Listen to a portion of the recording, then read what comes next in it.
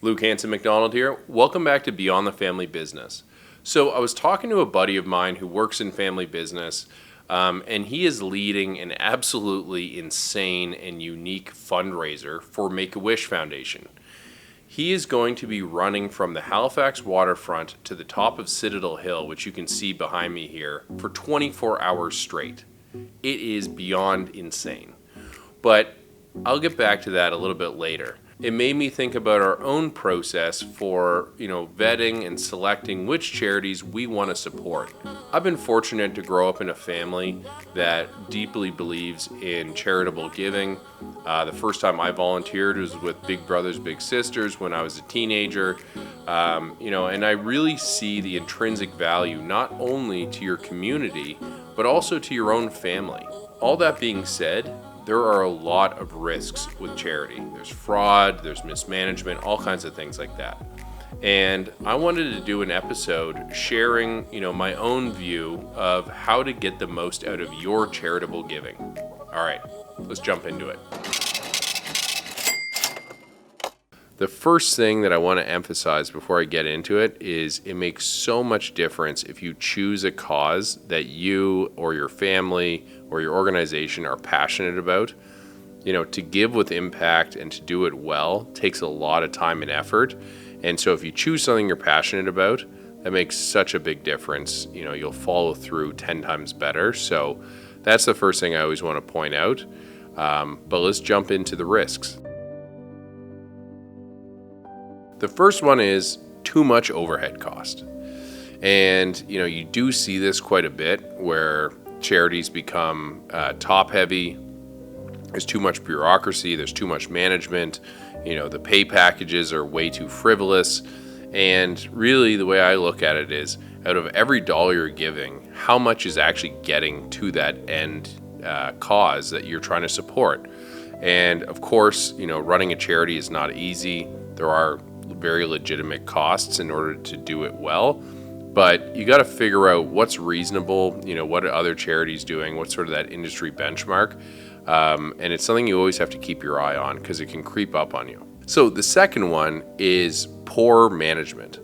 This is somewhat related to the high overhead expenses, but you could have a very lean charity that's just run really crappily, and the issue is they may not be good at delivering the services they're supposed to do. So maybe they're being very efficient with their money, but if they're ultimately not delivering, on the cause they're trying to help or making the impact they're supposed to be making, that's no good either. And third, fraud. We've all seen the headlines. No matter how ethical the cause may be, it doesn't mean that the people running the organization are ethical themselves.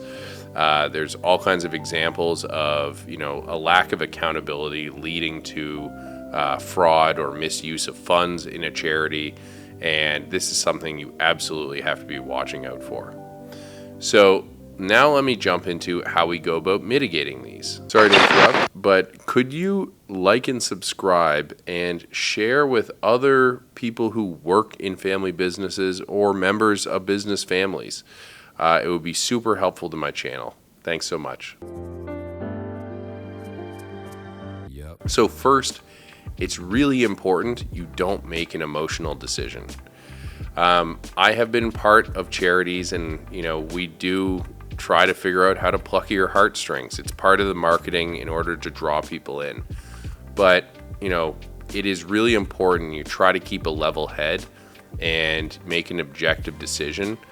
You don't want to be making a time-based decision where you feel like, I have no choice, I got to give right now. We've all had a person walk up to them on the street and you have that awkward conversation, or they come to your door at dinner time and just to get them to leave, you just want to give them a few bucks. In all reality, if you're going to give meaningfully, you need to take time to give yourself an opportunity to research that organization, which is what I'm going to get into next. So next is research. It's probably the most important step in mitigating risk with charities. First, I like to use organizations like Charity Intelligence Canada, that review charities and do some sort of an audit of them. So they'll tell you about, financial transparency. They'll tell you about how much money is going to overhead versus the end cause, as well as a number of other factors. And they really create a nice snapshot, scorecard almost of a charity. And, I find that as a very valuable resource. So you should definitely look into, similar organizations in your geography that do this. The only issue is they don't cover all organizations. So you want to Google the organization. You want to actually do some online research, whether that's through social media or it's looking at headlines, understanding, is there any scandals that have gone on with it? Who are the people that partner with this organization? All those types of things give you a good feel for the organization and how much you can trust it. So next, you need to talk to somebody at the charity. I know that sounds obvious, but charities are bad for pushing you to their website. They'll say, hey, watch this YouTube video. It summarizes what we do. But I'm pretty insistent. I want to talk to a person that works at the charity. I want to hear their thoughts on the organization, what's working, what isn't, what are the problems at that given time, and then that gives you an idea of how you can help out, get a feel for how well they're organized, and you may learn other things. As an example, I recently was speaking to a charity where the person I talked to had actually come up through the programs at the charity. So they understood the value, of what it was like to be on the receiving end of what the charity was providing as, making an impact. And now they're involved day to day helping to organize it. So you never know what you're going to learn. It's worth the call, shoot them an email, talk to somebody real who works there and understands what's going on day to day. So those are some ways to mitigate the risks. But the next big question is, how are you going to make the most impact? And so, first of all, the most obvious path here is you give money. Well, it's not as straightforward as that. There's a number of different ways you can give money. First of all, you want to ensure you are doing it in a very efficient way. So if you go through, there's lots of online portals to donate to charities. They often take fees. And, sometimes they'll have an option, well, do you want to offset these fees and pay for that? But I would much rather just give directly to the charity and cut out that middleman and know that, every one of the dollars I donate goes to the charity versus going to some other organization that's, making money on these transactions. So, you got to watch out for those hidden fees. Another thing is, considering general giving versus directed giving. So, you could give money to an organization generally for any use, or you could decide there's a specific part of that charity, a certain program that they are doing that you want to support. And, some charities don't like that, but I know it's becoming a lot more commonplace where they're realizing that kind of like specific directed giving is very effective of pulling money in. And the last thing is, and I appreciate this isn't popular to talk about, but make sure it's tax efficient. There's never a scenario where we're giving money because of the tax benefit, but if you're going to give the money, you may as well make it efficient for yourself. And there are scenarios I've seen where if you're donating money to a charitable organization, but you're getting something in return, like maybe some marketing for your business at an event, that can sometimes be construed as just a transaction, in which case you don't get that taxable benefit. Maybe you don't care about that little bit of marketing that you were going to get. You'd rather have just given the money as a donation. So it's important to pay attention to stuff like that and ensure you're doing it in a way that is as efficient for you as possible. So everyone always thinks of giving money, but there's an even more precious resource, and that is your time. So, giving your time through volunteering can make a giant impact on not-for-profit organizations.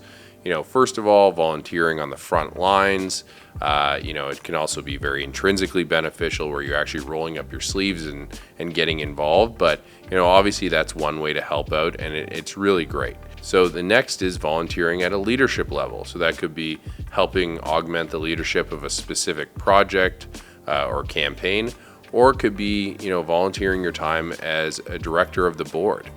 And, that is a very valuable position because you can leverage your knowledge from other organizations to help that charitable organization operate more efficiently or to fundraise more efficiently. Volunteering your time is a great way to do research as well. You'll learn a lot about the efficiency of the organization and the challenges it has, which then, can help you further vet if you want to make a financial donation, etc. The one thing I will bring up is that if you are volunteering as a director of the board, you should be very aware of the liabilities you're taking on.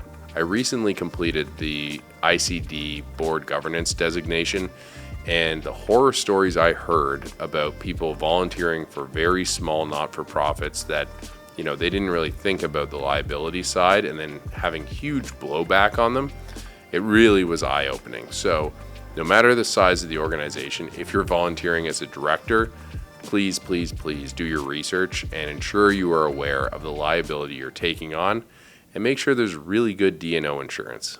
And next is volunteering as a fundraiser. So I look at this as donating your network, because you're leveraging the relationships you have and your reputation in order to fundraise for that organization.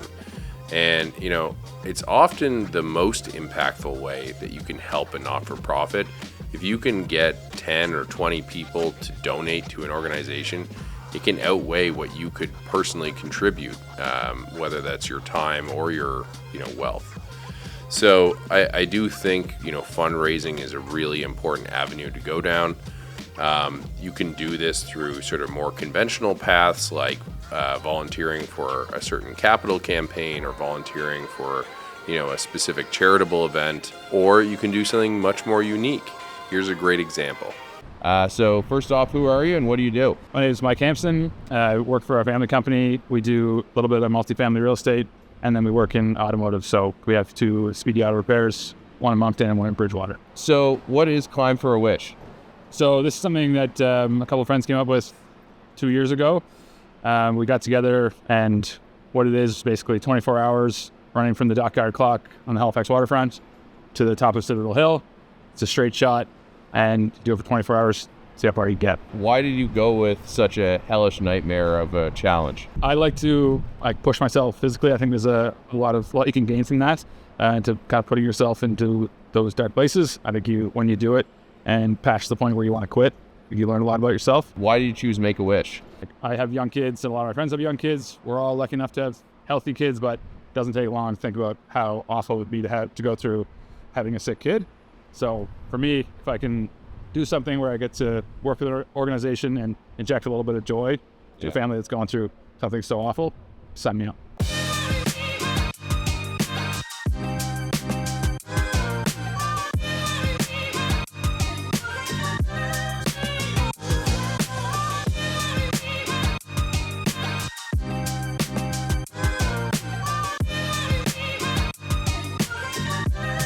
All right, so I got down here at 5 a.m. It's now 6. Mike's still going strong. All right, buddy, how far into it are we? We're 18 hours in. How many laps? 62 laps in. All right, how many kilometers? How much more you got? 25K to go. That's the goal. 25, 30K.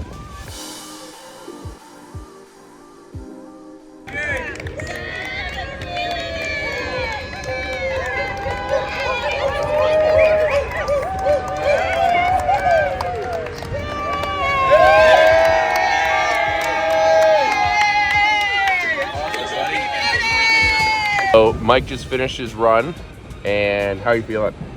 Yeah, it feels surprisingly good. Yeah? Yeah. So how far did you get? 103 kilometers, which was 79 laps and 4,700 meters elevation. What are you doing now? Right now, Yeah. I'm gonna go probably have a bath. Smart Do a idea. whole lot of nothing. Congrats, buddy. Thanks, buddy. So in conclusion, giving to charity is very important for your community. It can have huge benefits to the culture of your organization, and it can be deeply enriching for you and your family. But there are some very big risks, and you need to know what those are so you can properly mitigate them. All right, I hope this video will make you make even bigger impacts on the causes that you care about. Please like and subscribe and share with other business families and family businesses that you may know. Thanks so much. Take care.